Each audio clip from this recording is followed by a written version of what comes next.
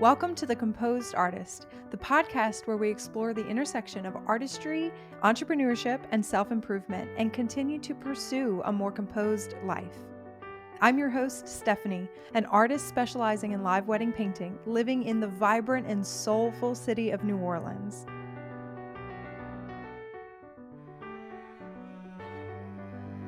Over the past decade, my job has taken me all over the world, meeting and creating art in front of thousands of people, and has allowed me to create a colorful life for myself and my family. Now, I help other artists build confidence, develop their techniques, and fall in love with the art of live wedding painting. I invite you to join us for inspiring stories of creative journeys, practical tips for running a successful art business, and honest conversations about the joys and challenges of running a studio and being a parent. This podcast is here to keep you company, keep you entertained, and is full of resources to help you on your journey to create a business that feeds your soul, makes an impact, and is insanely profitable. The Composed Artist is the podcast for the bold, creative, passionate, and genuine artist. Let's get started. Okay, what else are we going to talk about? I'm so excited. I'm so motivated to get back and paint. I have a few commissions that I'm working on right now to get out before Christmas, and I've been working on them, but every day I'm like, what? I want to ask you some questions. Go for it. I would love to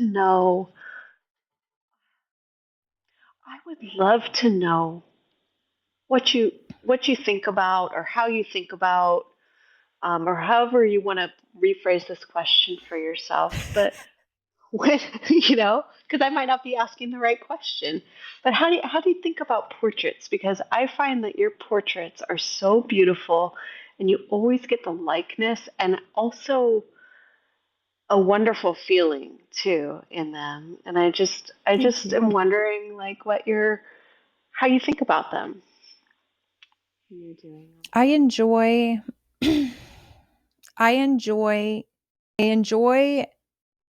keeping it painterly, not making it super tight and realistic. Because then it wouldn't go with the rest of the painting, and I like keeping the rest of the painting very, very painterly, like to be able to see the brush strokes, and not everything is perfectly blended in, and you could see one color placed next to the next color, and I don't know. So I try to keep that sense with the portraits. Oh, that's a good question. I aim for like proportionate figures, and I like movement. So if somebody's like, "Well, I'm not quite sure what scene to paint," I'll suggest the ceremony exit, or something where they're walking, or something where they're moving. The portraits that I find difficult to do but my process is, if I'm painting the first dance, I'll take a video of it, and then I'll go through and pick a few screenshots that I believe are like a really sweet moment. And then there's variety. There's one of him dipping, kissing, one of the spinning, one of them looking at each other, and it's very kind of still and romantic. And then I show them and I let them choose. And sometimes they choose the one that's not my favorite. And if there's no movement, or if it's an odd angle, I'm like, oh, okay, now I have to build this. So I think of painting portraits in terms of almost like sculpting. You have to create the form, and then you have to give the form life. And it's if it's not the shot that you want to paint, it's a challenge. Rebecca Laura Johnson was on the podcast, and we were talking about that. She does like photorealistic style, very realistic, very very accurate. Oh my goodness, very detailed work. And she said the same thing. She mentioned she did a painting, and they chose the reference that she did not, in her gut, the reference that she would have chosen was not what they asked for. And then in the end, they didn't like the portrait, and so she ended up painting it again. And she, from then on, she's like, I'm trusting my gut from now on. And that's kind of part of her process. And so I think, I think maybe I should start kind of guiding my clients to choose one over Mm, another if I think it's a better portrait, a better reference shot. Yeah.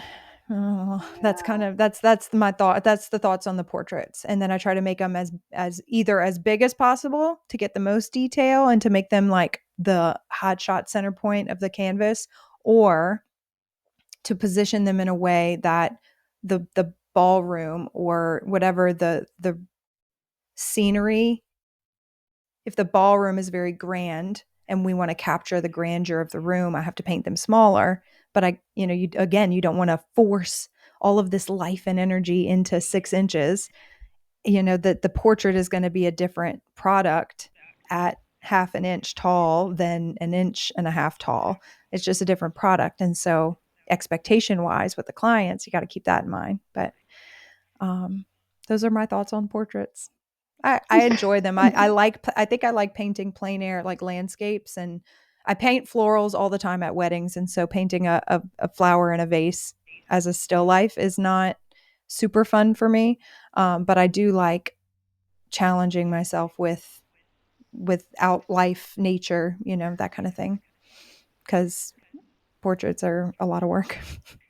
When you go to do a portrait, do you like to start with like line and proportion, or do you like to start with tone, like two values, or? I so my very first marks are gestural, figurative, and so I'll kind of estimate the head size, and then I go Hmm. down with the angle of the body, and then I get the torso. I just kind of sketch it out with a brush to get the angles and the movement of the figures, and then I will, sometimes I start with the head, like the face shape, so like one value for the face, one value for the neck shadow, just to give the face a landing, and then the hair, and Hmm. then sometimes I'll kind of loosely fill out the rest of the body just to make sure the head isn't too big or too small, because if I start painting the face and the face is perfect but it's too small, then it's infuriating, you know, because No. then it's like, what on earth are you gonna do now? It's not on the right plane. You have to rethink the objects around, because if you paint the bride's face and it's perfect and it's too small, I would rather scrape out the table next to it and paint it smaller, or like restructure the items around it to make it to make it work with this smaller figure. But um Yes. I uh, that just it reminds me of this wedding I did. I think it was in the height of 2022, right? And the nicest couple too. And I had started the painting thinking that I liked the composition that I was doing of the room. But then when I went to put the couple in, um, to, to, to make them fit in the room,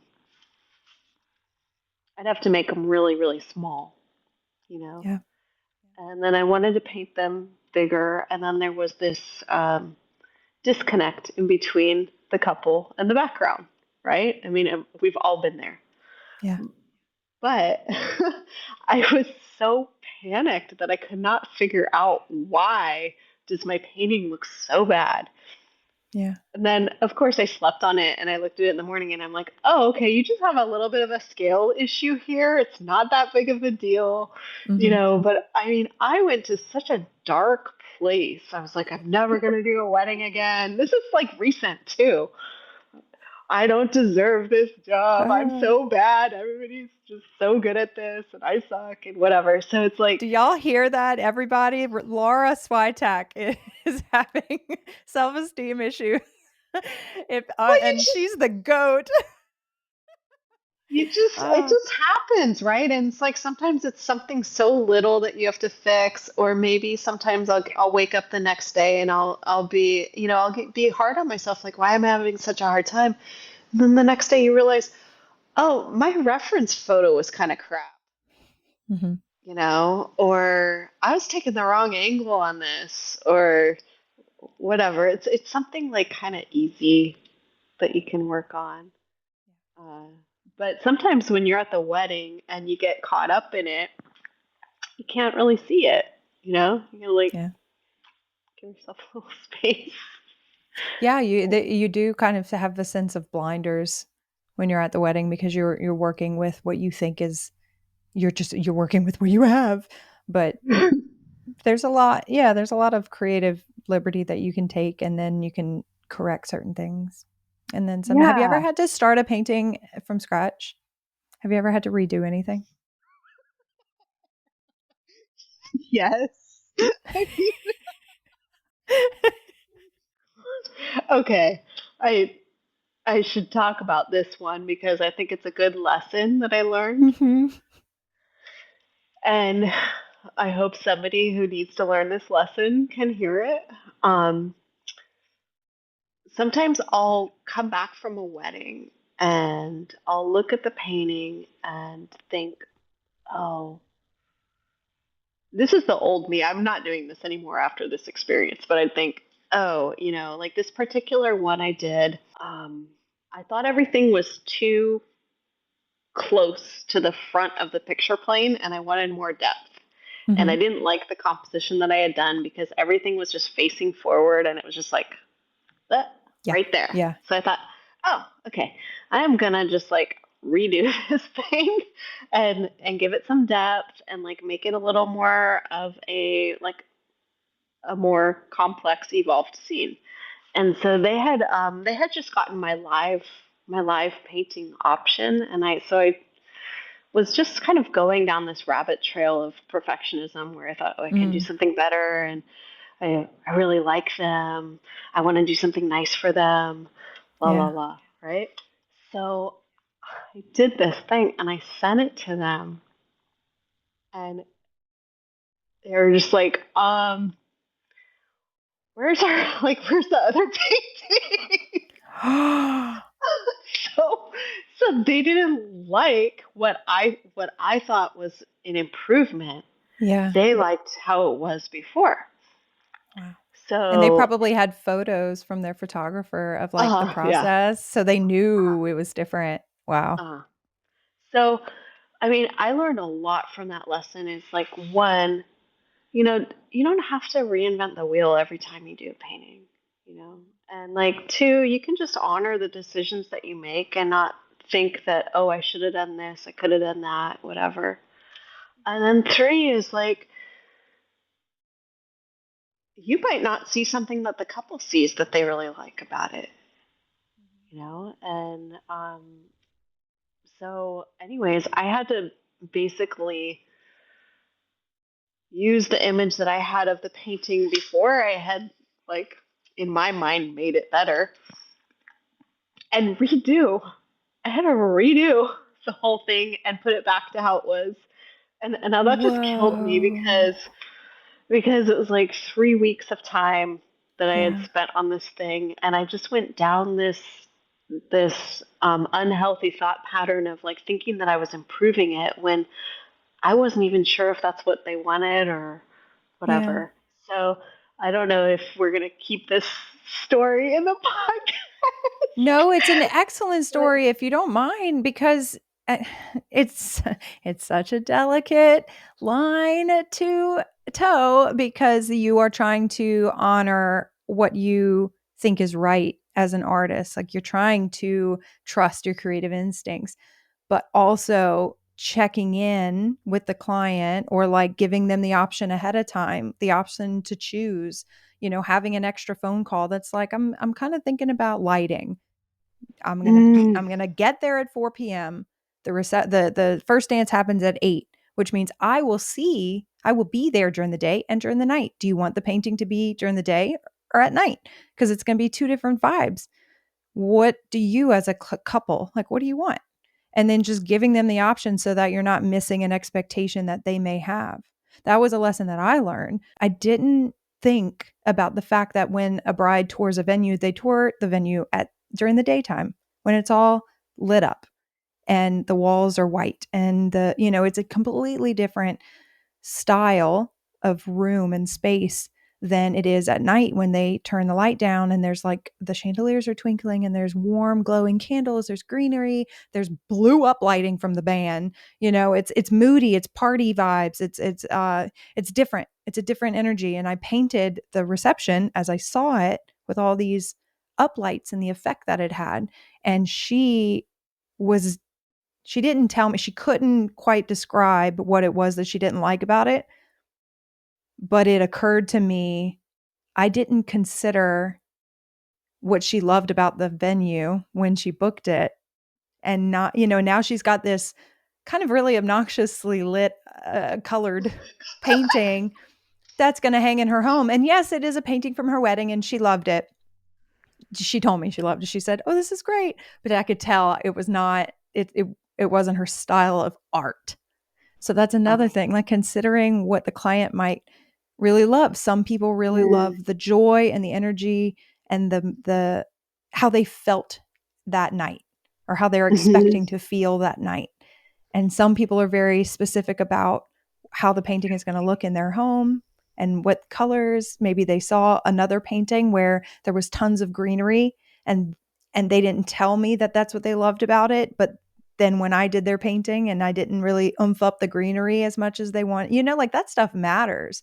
So kind of keeping the scales pretty evenly weighed between what you want to do and what your gut is telling you to do as an artist and what the client wants or may want or expect.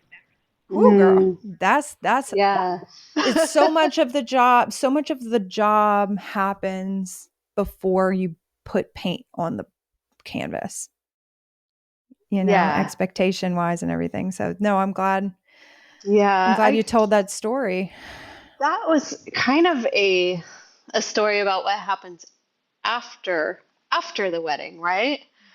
Um, and I think that like what you're saying is just getting a feel for the vibe, like if they want natural light Mm. or is it okay to have more of like a nighttime scene, whatever. Um, but I never let people tell me what colors to use Mm. because Oh yeah. the way that I paint is like I want to paint the lighting and the way that it feels because I feel like I'm making like an artifact of a moment, right? Yeah. And so I don't want it to be artificial and like an idea of how it should look versus what it does look like or whatever. So I Yeah. try not to engage with that too much because it's just like, wow. But the thing is, for me, is just trying to honor when you go and you paint a wedding live, there's something in it.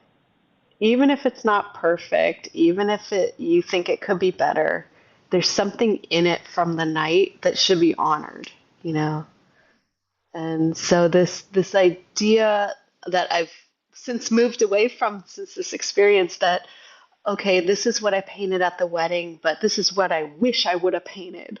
You know, like trying to move away from that because it doesn't honor what you did at the wedding. Like it doesn't honor the feeling from the wedding. It doesn't honor, the decisions you made. And Hmm. this idea that like my future self could make a better decision than my present self or whatever, you Yeah. know? So but that's probably a struggle that a lot of people don't have because I had for a long time just I would say just compositional perfectionism where I would think okay this thing needs to be moved over and this thing needs to be up and this thing needs to be down and whatever and now I just kind of put that into my own work. I keep that out of the wedding stuff. Yeah. You know what I mean? Yeah. You may have heard me talk about my little side business, my little fine art print shop. I create an original painting, I take a photo of it, and I print it, and I print it again and again and again. I make hundreds of dollars, thousands of dollars a year on prints. It's so easy. And I learned everything I know about creating my own prints and printing them in house from Laurie Ann Gonzalez and her Art to Print course. I highly recommend if you are an artist and you want to make easy money from your original works and even the commission works, you can resell those as prints. I recommend you check out Art to Print. Laurie Ann has a very direct way of teaching, and you are really going to appreciate her no fluff method of giving you information and telling you exactly what you need to do to make making fine art prints in your own studio a breeze. You can check her out online at learn.laurieannart.com. That's learn at LaurieAnnEart.com, or just click the link in the show notes for my affiliate link. Check her out and thank me later. We've gone so deep in this conversation. Very, very good conversation. I've really loved it. I've learned a lot, and I know that people are going to be on the edge of their seats with this whole thing. This is, I mean, I have the great fortune of being able to call you and chat with you about stuff like this all the time, but not everybody does. So Or they'll be knowing, like, boring. oh God, no, not this audience. They're painting. They're doing stuff and listening at the same time. They're in the Uh, struggle. yeah, they could go Yeah. listen to true crime if they want something more interesting. But this is, to me, this has, girl, I can, I can literally see the way that you've described color and the way that the tone of the conversation to me. I can see the paintings. I can see what you're talking about, and that's good. That's good. That's good radio. That's good. Oh. Good storytelling. So thank you for that. Okay, ask me another question, and then I'm gonna Well, ask you a few, and we'll wrap it up. okay, so one thing that has always blown my mind about you is, and I'm going to ask you this question. You're going to be like, I don't know what you're talking about, but you are good at everything. And I just don't understand. So, okay, so so You're so your funny. wedding paintings. I can't believe you started in 2015 because you're just like amazing, and but you excel so quickly at things. And so I think maybe what I might be asking you is like, how do you? I'm going to try and keep going with this question, but I'm kind of thinking, how do you learn, or how do you kind of get yourself from one place to another? Because there was a one time when you were doing art for grabs, and I was getting these Mm. emails from you every day of these beautiful paintings, and it was so well executed. The emails were perfectly written. Like, I was just excited to open up, and I was just thinking, how is she doing this? And juggling all of these things, right? So there was that, the art for grabs, your wedding business. And now you're doing a podcast, um, plus your wedding blueprint program. But it's not like you do all of these things haphazardly. It's like you have like an excellence in everything that you do. And I'm Oh not my saying that like gosh. to flatter. I'm just Yeah. genuinely curious. Like, how do you?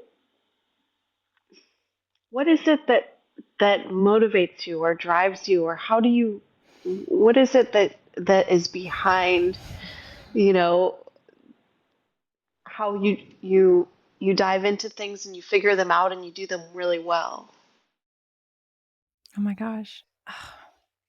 Is that That's an okay it. question? I mean, I don't know how to That's articulate. such a. It's a well worded question. Like what I'll go with the what motivates me. I guess Hmm. I'm very competitive in that when I see something or when I have an idea, I want it to be really good and really, really attractive. And a lot of things fall through the cracks. The art for grabs thing was so much fun. And I think that came out in 2021. It came out during a time when it was slow and I was trying to sell stuff, So I really want to do it again, but I did it for a month and then I got busy and then I had to stop. But it Hmm. was like I did a little like 6 by 6 inch painting and it took me an hour and I took a picture of it and I created this kind of listing on my website and then would These paintings were refresh it. beautiful, though. They They were were, I beautiful. mean, It they were wasn't like you just sweet little. dabbed. They were beautiful, and you sent them every Thank you. day. Just I consistent.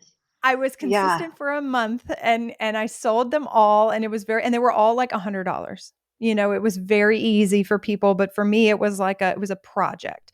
So I like to think of I like to think of things in terms of projects and having some sort of purpose. And so the purpose of the course, the purpose of my Wedding Painter's Blueprint course, which will be launching again in February, I'm very excited about it, is to offer. It's putting it out there. It's everything that I wish I would have known. I'm trying to help people out. Like if they want to sign up, they can. It is, there's an enrollment fee, and so yeah, am I profiting on it? Sure, I didn't the first year because it cost so much time and money, and I was pregnant at the time, so I was really just off my rocker, crazy to do it, but it was so rewarding, and it's feeding, selfishly, it's a feeding part of my soul that really loves to just teach and then bring some sort of like positive energy and then tell people they can do it. Like, you can do it. Hmm. Here's how I think you could do it better, and go for it. Look at you, you did it. Like there's something really fulfilling in that act for me. And I Like know that because overcoming. some people have, they'll do like an hour Zoom call and then they're toast and they need to do nothing else the rest of the day. And I noticed that I was having an hour Zoom call and like committing to an hour and then go talking for 2 hours, like continuing it, giving more than what was asked for. And then I'd get off and be ready to jump on another, like be ready to do it again. And so I did the course a couple of runs, and then I realized that I really enjoyed the talking part, and I really enjoyed the back and forth part and the storytelling part and the reaching people in that kind of personal way part. And so that kind of led me to, well, maybe a podcast would be a fun way to keep that going throughout the year, and then also show people what I'm really like. Instagram only shows you so much, right? But this is a little bit, I'm trying to keep this very unscripted in a way. Like I have some sort of plan, but it's also like, let's see what we're going to do today. And this has been a fun project, and I'm trying to do it really well because I've done projects before and just kind of tried it and didn't think of it as I have a goal and I'm going to do it well. And then it didn't do well. And you won't ever Mm. hear about those because I tried them and was like, nope, we're stepping away from that. So I don't know. There's a lot of things that I don't do that I wish I could do. I have FOMO a lot. And so I don't know. I'm trying to do, I would, I'm not an overachiever, but I am trying to do as many things that inspire me as possible, while at What's the same time stopping and being rolling around on the floor with the babies and not what? thinking about work. It's so hard. Are you still using cheap art supplies?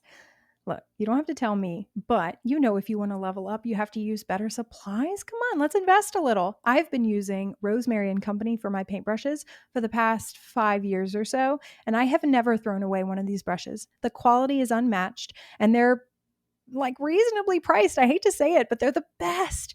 So I love a long handled paintbrush. Okay. I love a hog hair or an ivory, which is kind of a mixed bristle hair.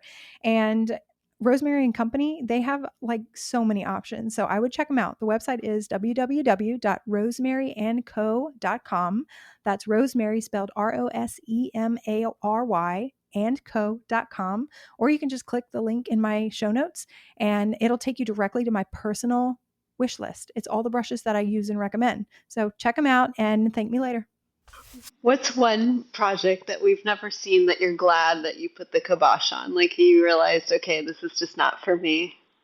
I mean, so many original collections will never see the Mm. light of day because I started the project with at the wrong time or with the wrong intentions. Um, I've done every so often I'll do like a studio sale, and it's a bunch of like little random paintings, and some of them are not finished and some of them are really poorly done, but I'm just like trying to clear out the studio. But I want, every now and then I get overwhelmed with doing commissions and doing what other people want me to do, and I kind of want to rebel from that. And so I'll clear my schedule and I'll paint originals. And some of them are for sale. Some of them did like a landscape. Some of them have gone well, and the other ones didn't. And I was like, okay, now I'm just frustrating myself because I didn't set the right goal. The project wasn't intentional. If, for example, if I'm in having a lull in bookings or my income has dropped for, seasonal reasons or economic reasons or whatever, my goal is to make X amount of dollars in the next month because we need that income, right, for the family. And so it's like, what project am I going to tackle that is going to bring some money in? And then I'm motivated for that reason. Or if my my course is going to open in February, and um, I know I'll have a few months. Well, let's start a podcast so that we can start ramping up exposure and start talking about it. And Mm, it's kind of everything is driven towards something else that is beneficial for either my family or my yeah. career. And I don't know, I try to You, think, I'm very goal driven, I guess, in that way, that it's like big picture, and then all the little things that all the daily overwhelming tasks that have to come, that yeah, keeps me going. you're incredibly focused. I Like you try. you have an ability to kind of um, see what the most important thing is in the moment, to be working on or to be doing or whatever. I'm And glad I it think a seems lot of that people way. struggle with that. Um, yeah. Yeah, I do Well, I'm too. sure you struggle with that, but it's Every day. like you focus on really good things from the outside. I see. It's Thank you. really great. It's just like, wow. Yes. Everyone is fooled. Well, this is uh, a great thing too, to be doing the podcast and your course. And I wanted to ask you, hmm, you don't have to answer this question too, go for it. but I'm just thinking about the way that you work and how you focus, and you kind of decide what needs to be done, and then you sort of make a plan and you come at it. Was there a moment when you started doing the wedding paintings? Because I think you kind of um, accelerated really quickly in your how do we say it, like the quality of the paintings. Oh, thank you. Really, really quickly you kind of figured out. I think your first ones were like maybe not as good as your Different. ones that you do now, right? Oh, for sure. Hopefully not. Oh my gosh. I mean, Hopefully I they've don't gotten know. better. I don't feel I like mine have, but I feel like that was there a moment or something when you started where you were like, okay, if I just focus on this one thing, then my everything's like gonna get better or whatever. Oh Or my was gosh, there a moment what in a your beautiful question. Thank you for asking me, and I can't wait to tell you the answer. I used to think I had to paint all four walls and a ceiling and a floor. I used to think I had to paint everything in the room, and I would spend so much time painting tablecloths and chairs and, painting the room or the space. And then I would paint these. I had the opportunities to paint these beautiful venues with all of these, arches or fine, straight lines, beams, and all that stuff. And I spent so much energy trying to make everything so perfect and crisp. And then I was looking at it, when I did the painting, I felt this painting is good. And then I took a photo of it and put it on my website, or, looked at it on my desktop. And it's so much, it would be so much detail going on. Like I felt that's wrong. It's wrong. It's not natural. It's not right for all four corners to be covered with very crisp, tight detail. Like it needs a focal point. It needs contrast, variety of contrast, variety of detail, variety. It needs more variety, and the eye needs help with the focal point. Give it, how can we give it to that? And your work inspired me. I feel like we're just in a ping pong match of compliments, but your work inspired me to that it's a beautiful painting, a very successful, just delicious painting can be composed of brush marks that are expertly placed, and the softness, and you can achieve realism with the strategy of color instead of tight lines. Like John Singer Sargent talked about lost and found lines. And so Mm. what lines are going to be found and hardened by the what's in the foreground, like the subject matter, and then the background, the light and the dark play there. And then what lines are going to be softened because the light hitting the train of the gown just kind of glows and it blurs into the floor behind it because it's so soft. You just smudge it with your finger, like what's important and what needs to stand out and what simply can just fade off the edges. And then letting some of the being so loose with it that sometimes you're scrubbing in the tablecloth, the dark shade, the dropped part of the tablecloth that is usually darker than the top, and it just scrubs in, and you're just seeing that the toned canvas come through, where it's just brush marks, and it's an implied tablecloth. It's not like every fold and every corner and crease and pleat and all that. So that's realizing that not every. I feel like this is bad recording, but my eyes are darting all over the room because I'm just thinking about the paintings and the change that happened. I Mhm. realized that not everything had to be tight and detailed, and that you should help the eye out with like a focal point and softness and a variety of crisp Yeah. found and lost lines. Well, But you I said mean, it was your work. your paintings are so alive. I'm loving them. And I think it's interesting what you're talking about because it's like you're playing one game and then you just decided, "Oh, I don't really want to play that game anymore. I want to play this game." Like I don't really want to play the game Yeah. of of getting all of the detail in. I'd rather Yeah. play the game of looking at the light or whatever.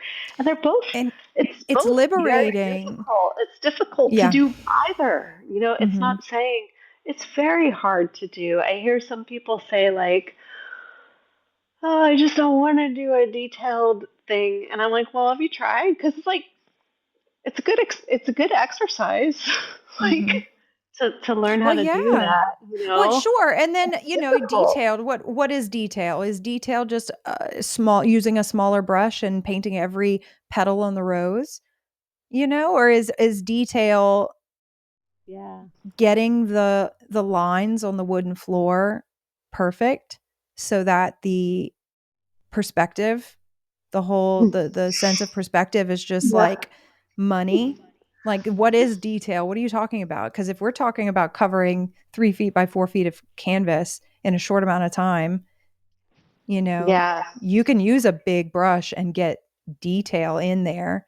We talked in the past about painting, how to paint fast, slowing down to paint fast, Mm, being yeah. much more intentional with the colors that you use and just like placing the brushstroke and then like picking it up again and not like chipping away or like like chiseling Yeah. away. Like we can very easily get sucked into that kind of scrubbing action that just kind of Gosh. keeps us zoned in. How do you break out I of that? How do you know. like slow Oh down? gosh. It's so funny that you're saying because I'm just thinking about my dad. Because when I started doing the weddings, that was back when Utrecht had these orange handled brushes that they've since discontinued. I don't know if anybody's ever painted with those. They're just awesome. They're like the hog mixture or whatever. They have the orange Mm-hmm. handles, and I had like kind of like bigger brushes. I didn't really have any smaller brushes. I just didn't paint with them. And my I didn't really have a lot of detail in my faces too. I just kind of do the tones and the colors. And Mm-hmm. when I first started doing the weddings, I'll send you some pictures, right? Yes. And my dad was like, "You got to get some smaller brushes." like, Now I have these little ones. It's so funny because I have like all these big ones, and I've got these like little tiny ones for making a little freaking shape of the eye, right? And I always think Mhm. about my dad when I do that because So it doesn't funny. come really naturally to me to do that. It's definitely not. I don't think it's real, quote unquote, real painting. Mm. But I do, It's I almost like do have. drawing. You're putting the lines on there that people see, you know? Like Yes, you can paint a face with just forms and shapes, yes. but, in order for it to qualify as a portrait, of a bride, of, like the person of Yeah, honor you of need the that little. day, you need to put eyelashes. You need to give her some red lips. you need you need to make it you give her those fine line. No, I hate it. I think it's so Every funny. time I But do it, that, it I'm like, works. oh my god, what am I doing? You know, because That's so you funny. know, it's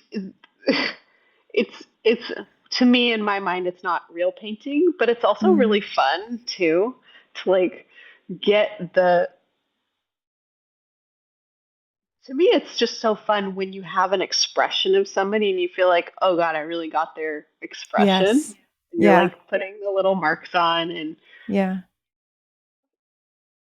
it's fun, you know. Yes, it is.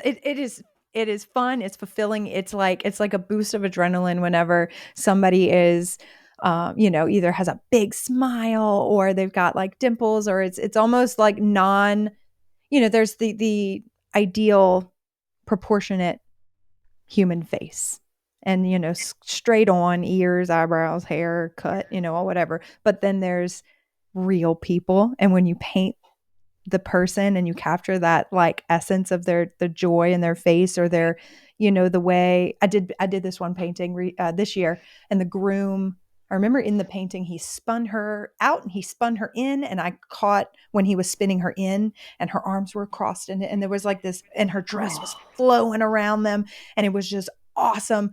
And then but his expression was almost like his eyebrows were up, and he was kind of looking down at her hmm. face, like almost kind of like this. But that was the reference. He had that expression, and he was looking at her, she was smiling up at him, it was perfect.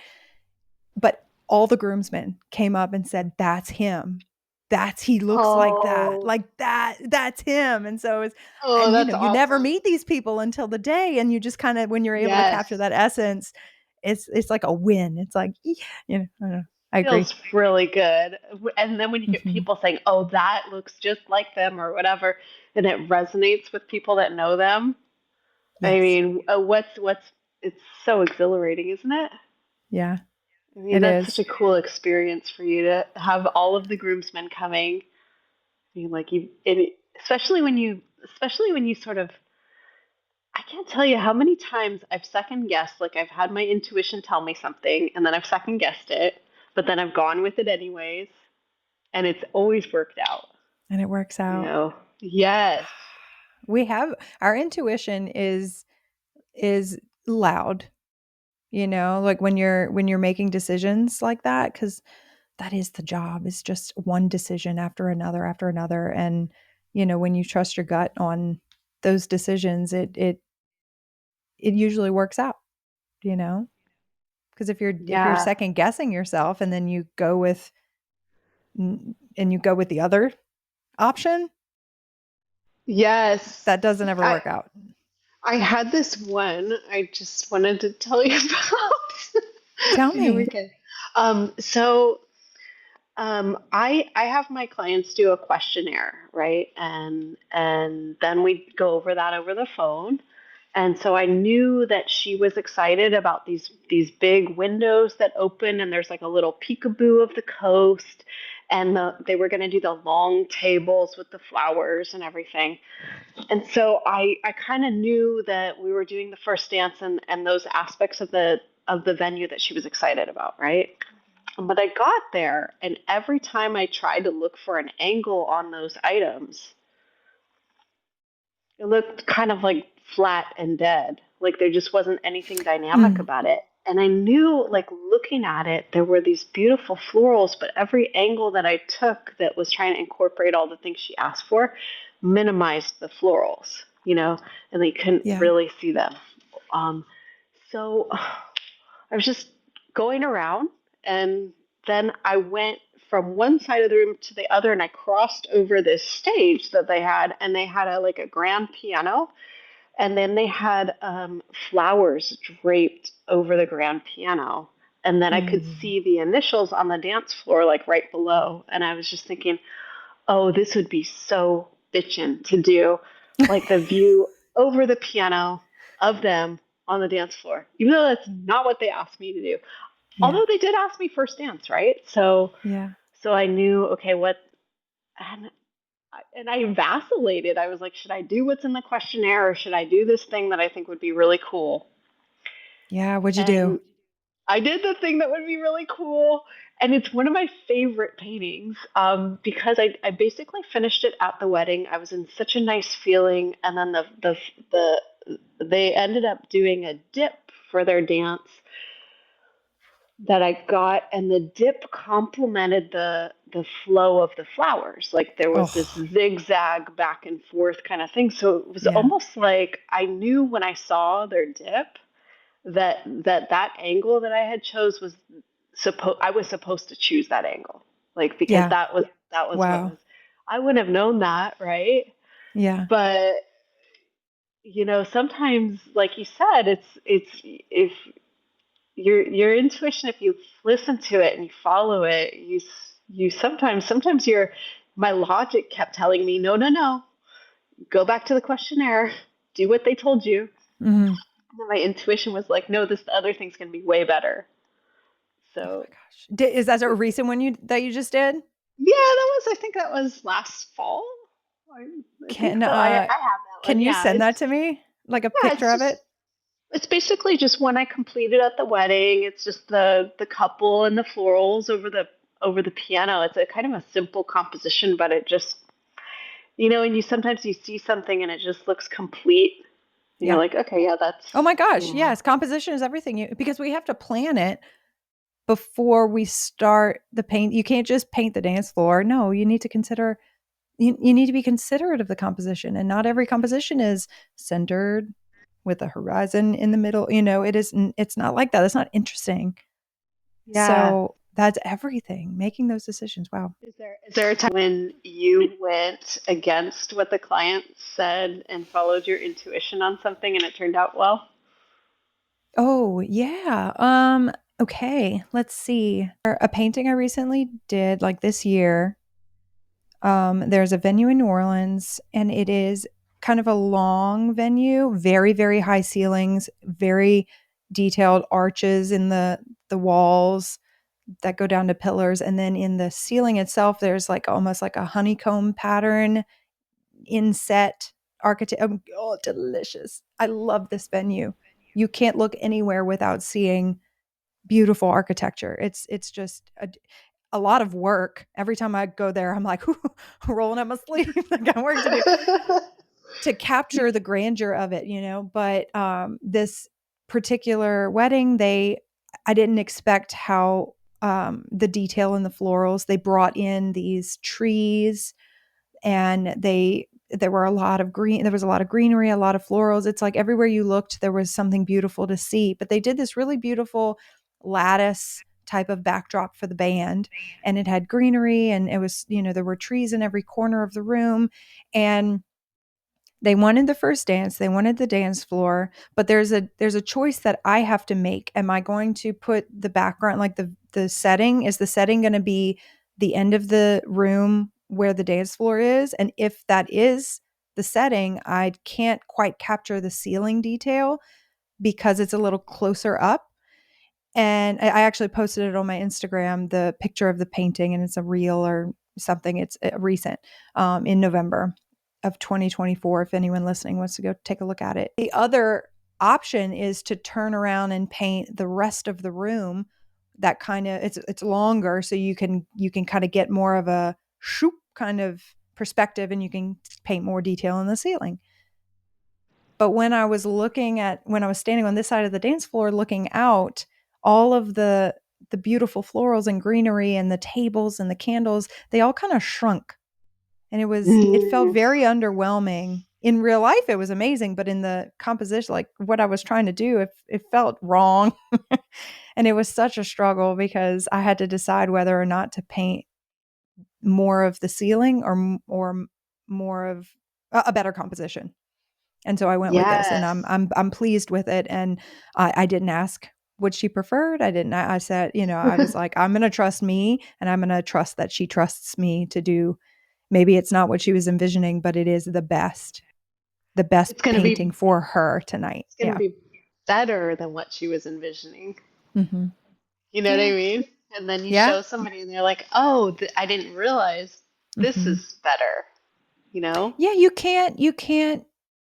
I mean, what is our job? Our job is to, what did you say earlier? Capture the Engage with moment. life. Yeah, Yeah, engage but I with mean, it's life and and capture what it feels like to be in the room at the time, and up until that point they're choosing flowers. They may have a design, they may have mm, some, so if their planner's really good, maybe they give them a CAD drawing of what the flowers would look like in the venue, and they could kind of visualize it, and they kind of have a plan for the theme, but they can't you don't feel what it's like in the room, and until you're there. And we get there an hour or so early, and so we kind of get a head start, and we can sense that, and we have to make those decisions when we get there. So, that's I mean, that's it's so funny you mentioned that because that one painting that I talked about from the spring that I really like, the 36 by 48 with the florals, at the Viviana, they have that ceiling too with the honeycomb and the mm, arches. It's an old Catholic church in downtown LA. And mm, every time I paint there, I feel like this obligation and pressure to get the ceiling in because it's mm, so beautiful. yeah, And that was the first time that I gave myself permission not to paint the ceiling. And the painting came out better than any of the other. So sometimes yeah, you get this you feel like a pressure to do something, but then your intuition, like what you said, it just looked like it dwarfed the scene, like it kind of minimized the grandeur that you were seeing in real life, you know? yep. It was and the arches are beautiful, but I was able to paint, like, the center point of the canvas was greenery, and so it's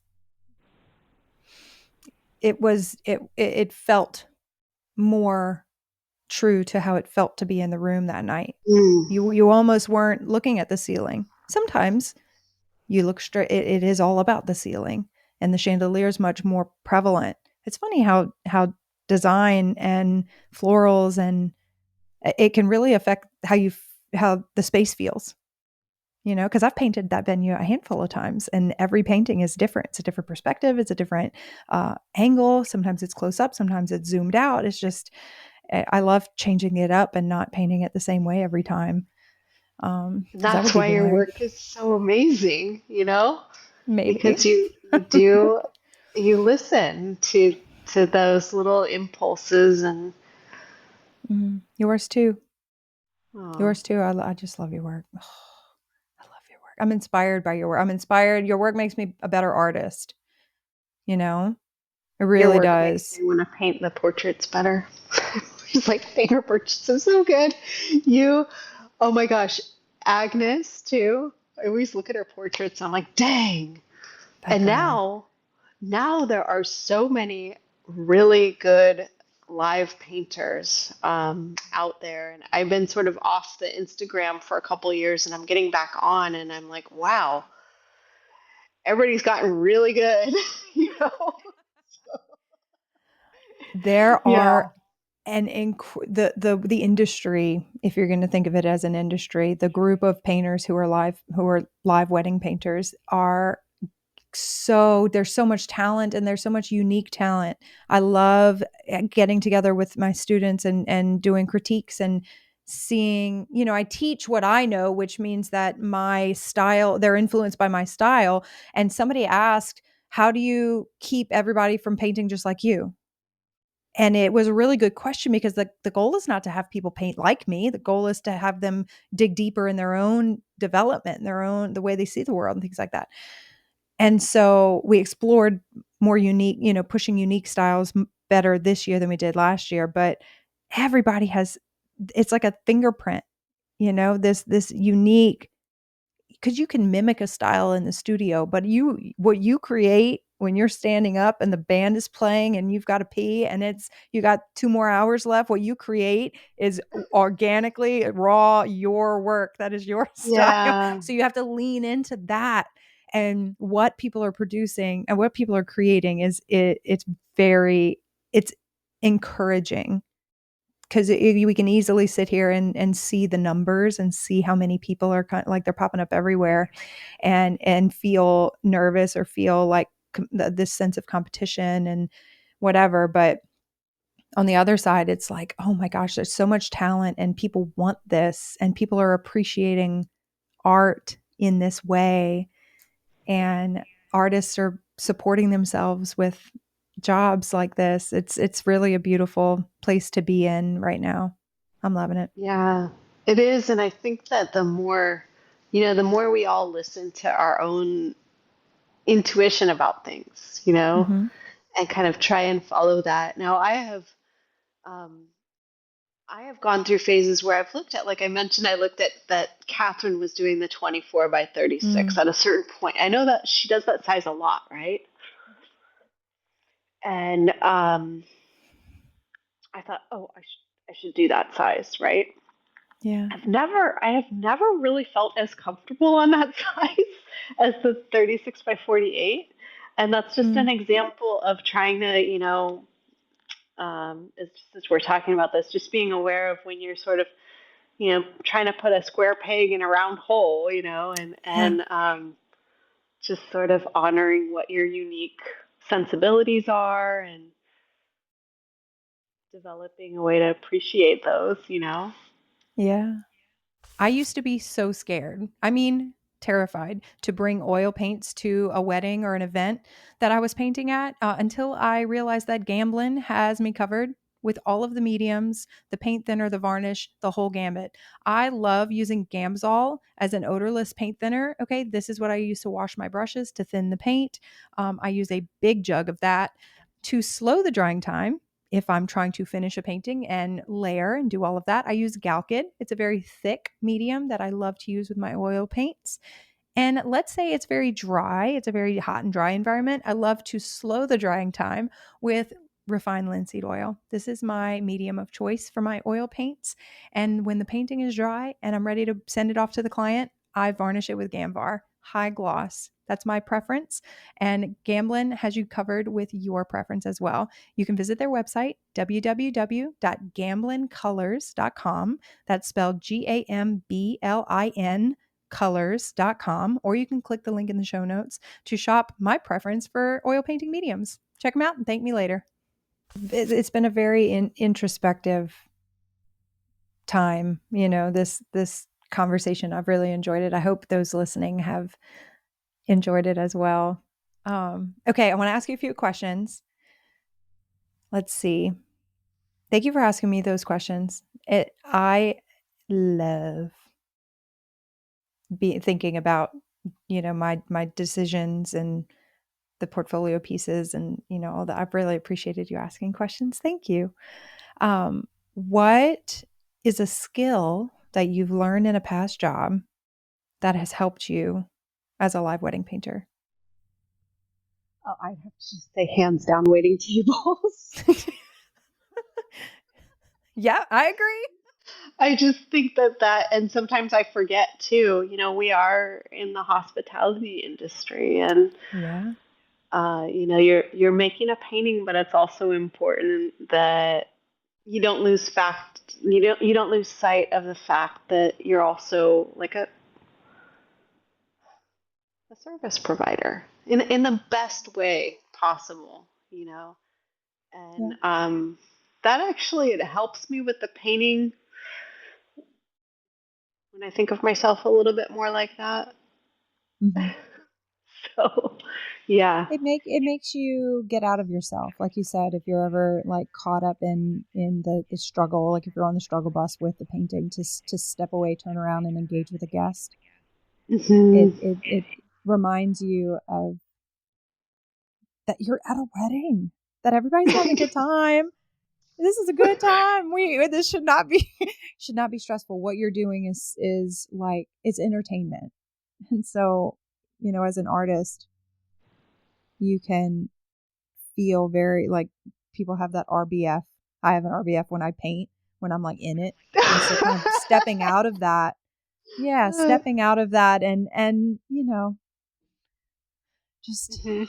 remembering where you are and who you are to the people around you and what it being, considerate of the experience they're having with you.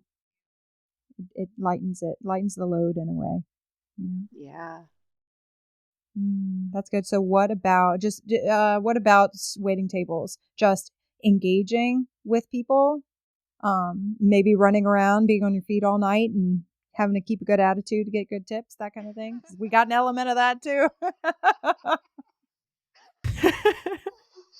Gosh, yeah, just kind of putting your own, like putting yourself aside for a couple hours, and just mm, um, one of the things that I loved about that job was that when I was there, waiting tables, um, I was there, I yeah, was not thinking about anything else. And so, and that's the same thing you get out of the wedding industry too. yeah. It's, you don't get bored.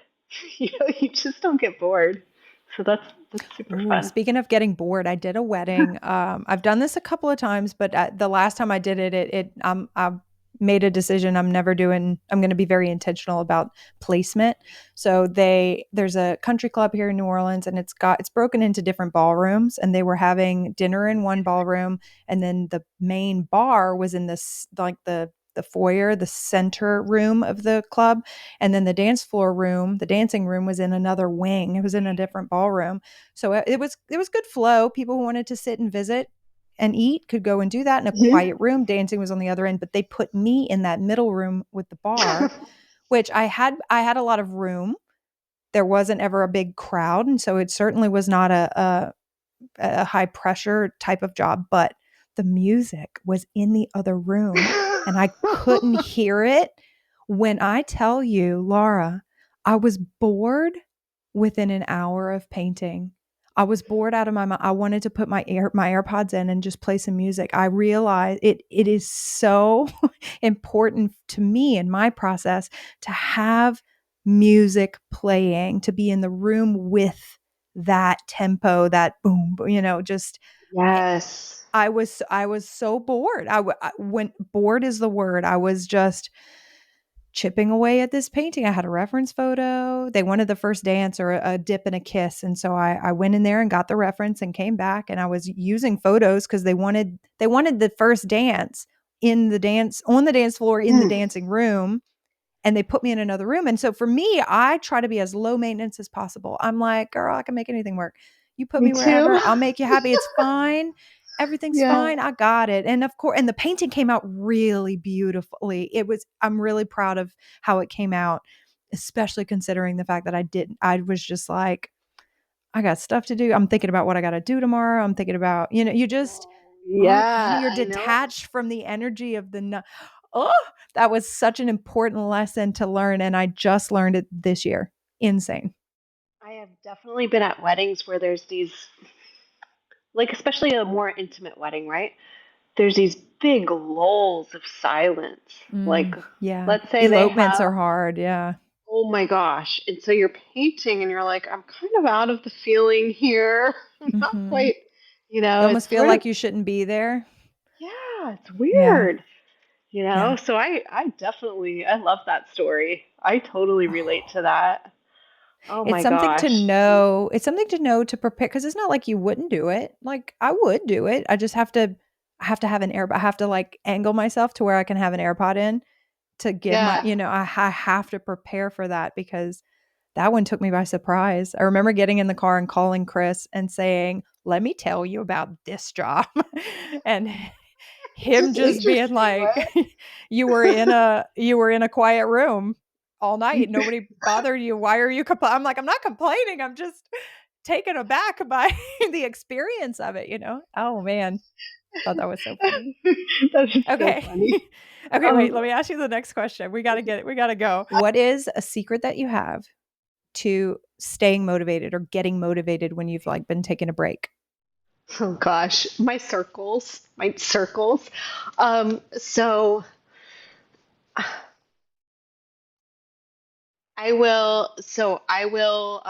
okay, I have a couple secrets. But Let's are you spill talking them. about, tell me about the question again, when you've taken a Forget the break? question. I want to know your secrets that you're willing to share with us. Okay, so The question was like motivation. Like, how do you stay motivated? How do you get out of the slump? It's something that people talk about all the time. Like, oh, I don't want to. It's a creative. right. It's a one of the struggles of the creative is doing what you got to do despite not wanting to, kind of thing. So, Yeah. looking Well, for help, looking for advice. there's a couple of like angles that I could take. I could take a personal work angle, but I'm gonna, for the sake of this podcast, I'm gonna talk about wedding stuff. So when you're kind of like, you've got a backlog of work you got to get to, and you've lost momentum, and you're just like, ah. So a couple tricks for that. One is right when I get back from the wedding, like usually the next morning over a cup of coffee, I'll look at the painting while I'm still fresh in it, and I'll make a short list of like 5 or 6 things that I think would just make it totally complete. So, because if I don't do that and I leave it like a week later or whatever, I come back, I don't really know. Like, and Yeah. then I start, oh, I don't know. And so I get a little lost. And then another thing that I really like to do is just, it sounds really stupid, but I've got that list of like 6 things. Like, okay, I've got to fix his hair and, Yeah. lighten the sky here, whatever. I don't know, whatever I've decided the next day that's like essential that I need to do. And I put those items down and I put a circle next to them. And then when I do it, I fill in the circle. I mean, it sounds so stupid, but it really Anything works for that me. works, girl. It I really love works. it. And then back in 2022, when I had like a long backlog of work, I would have my circles out, and each one would represent like a half an hour of work. And so I would know, and I would kind of decide in advance. Um, this is just for wedding stuff, but I decide in advance like how much time I was going to spend on a painting, and try not to, as best as I could, try not to go way outside of that. Hmm. And for the most part, if I set it up and I put the circles down, I could get the painting done within that time allotted. Yeah. And so it helps me to have parameters around that. And just That's filling very in the helpful. circle feels good, you know. Yeah. And No, you knowing that you're very you're checking it off. I like the in the notes app on your phone, you can make a list, kind of a checklist, and you just tap the circle and it checks it or like it fills it in or mm, whatever. And so I like doing that. So anytime I have like a list, like a to-do list, when hmm I'm trying to go to sleep at night and I can't go to sleep because I'm thinking of all the things I have to do, I'll make a list and I'll make it a checklist type of list. And then the next day I just boop, I feel there's something very cathartic about filling in the circle. So that doesn't sound silly at all. That sounds completely on par with the motivation that I need. I love and that. That's very good. music too. Mm-hmm. So that really, I always underestimate how much music can affect my state of mind, Mm-hmm. especially if I'm trying to work on a wedding painting. There's a group of DJs in LA that I like. They're called Dart Collective, and they've got, I think as a sample on their website, they have like 4 different playlists, right? Uh-huh. And you could pick, and put on a playlist, and they change the song every 2 minutes or something, because I think they're trying to give a bride a sense of, but they are so good at, as DJs, putting together all different types of music into one playlist. And so if I'm really kind of like in a slump, I'll put on like a Dart Collective playlist, and it just Yes. gets me going. I love that. I'm going Yeah. to link that for everyone. And I'm actually going to save that too because I am always looking for like a wedding mashup playlist. to listen So to, or mashed like up. a DJ mashup where they're putting Cher with, something on that tempo. Just I live for that. That is very motivating. You don't get What bored. Yeah. yeah, so I don't get bored. So I don't just like zone out. Oh my gosh.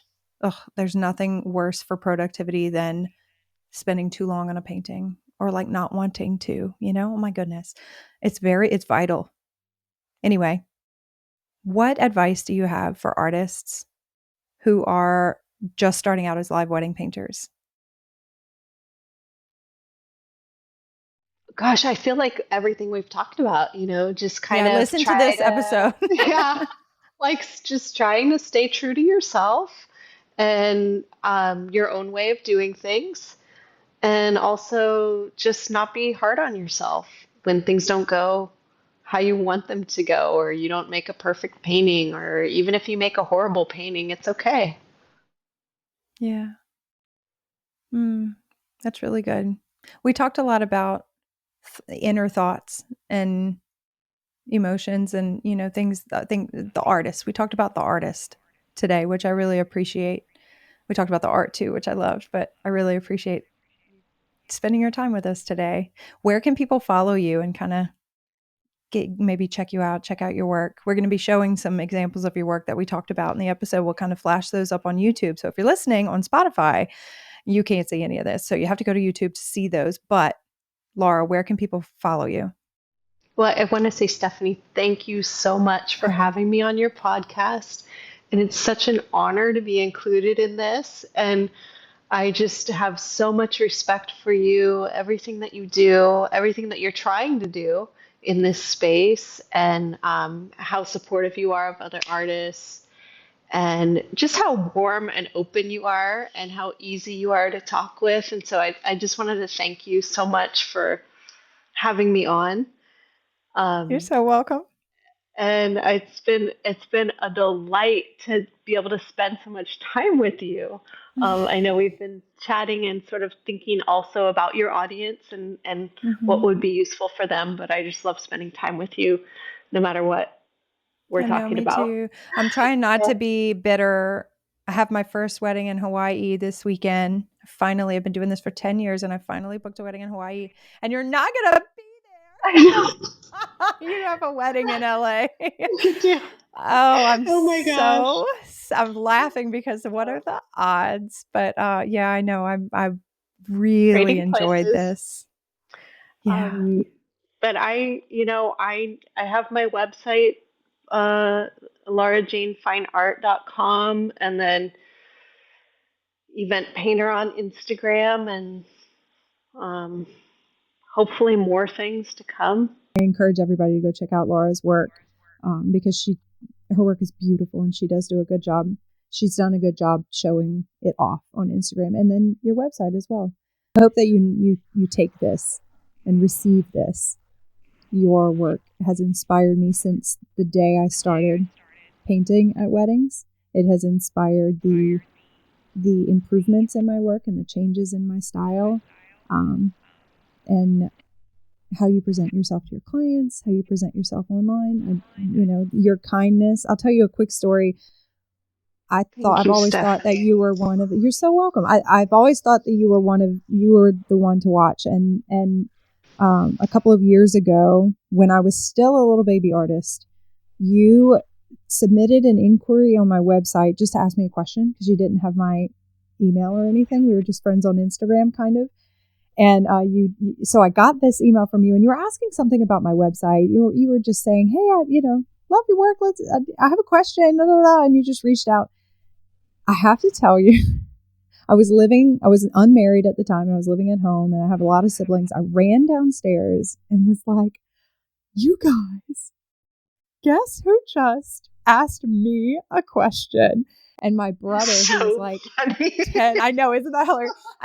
My brother, who was at like 12 at the time, was kind of like, he was like, he didn't get it. And then he goes, "That's like Tom Brady asking me a question about football." And I said, "Yes, that's exactly what it's like." So that is so How funny funny because was that? I mean, I just cannot even fathom that, but I think it's so funny and it's so heartwarming. But I look in this space at all the work everybody's doing and yourself especially, and how beautiful your work is, and I just cannot even fathom that. But I just think it was a much smaller pool back then, you Hmm. know. It was a It was, I know smaller it's a lot bigger now, but I'm very yeah. grateful for your friendship. I think you're awesome. Oh, And I we will think the hang out. same about you. We will go snorkeling like we planned. I It'll was happen. I just came back yesterday from a wedding on Kauai, and I was just thinking about you because the landscapes on that particular island, it's the oldest island, and they just already look like paintings.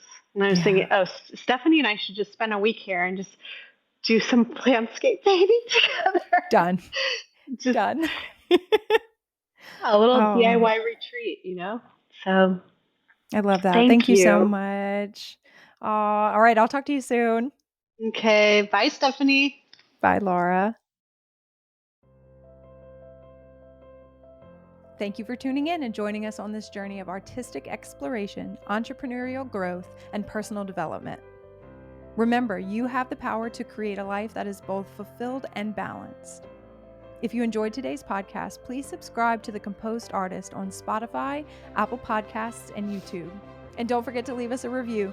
Your feedback means the world to us and helps us reach more creatives like you. Until next time, keep creating, keep dreaming, and keep pursuing that composed life. You got this.